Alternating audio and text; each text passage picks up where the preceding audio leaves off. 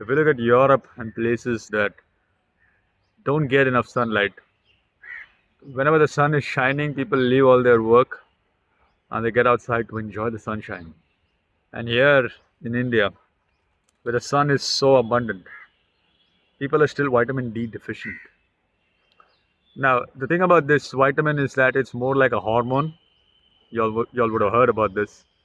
Um, but here's the thing, okay? It's one of the biggest culprits besides the ignorance of not getting enough sunlight is an extremely high carbohydrate intake. Many guys think that I'm against carbohydrates. I'm not against carbohydrates. I've eaten carbohydrates. But here's the problem.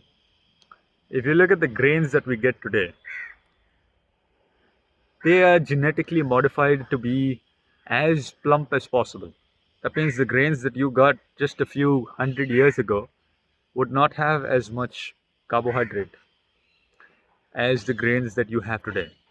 Also, these crops have been genetically modified in order to get as much as possible from a small piece of land. Okay, that's what it's going to do in your body as well. Anything that is designed to get as much as possible and exploit a piece of land is going to make your body store as much as possible without spending too much energy, which is what diabetes eventually lands up as, right? It's an inability to tap into your fat stores. It's an inability to spend enough energy, and you keep just storing energy.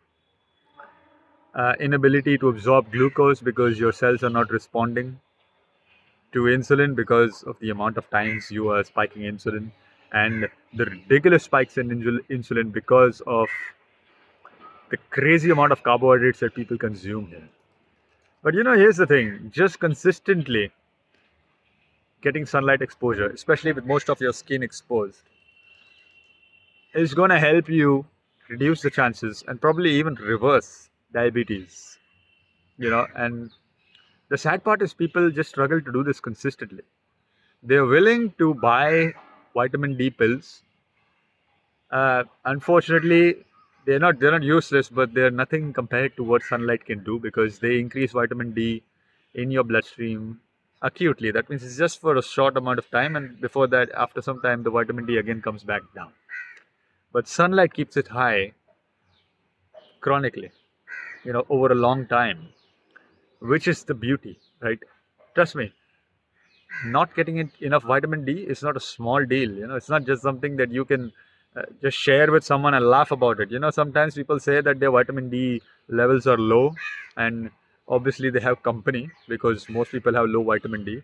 And it reminds me of the time when if you would fail an exam, how you would look out for other people that failed in the exam so that you feel a little comfortable. But you don't do that. Try to get enough vitamin D. Take it more seriously because it's taking life more seriously. Vitamin D is not just some, it's not like your marks that you just see on a sheet of paper. It's going to determine how well you sleep. It's going to determine how sharp your mind is, how well you digest food, your testosterone levels. All guys today, testosterone supplements have become such a huge profitable business now.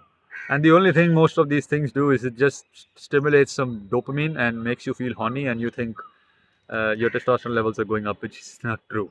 Okay, the best testosterone booster is sunlight. It's abundantly available. It's free, and the fact that it's free kind of makes it something that people don't really go crazy about. But it's something to actually go crazy about because it's so amazing what regular sunlight can do to your life, because it's going to change your mind.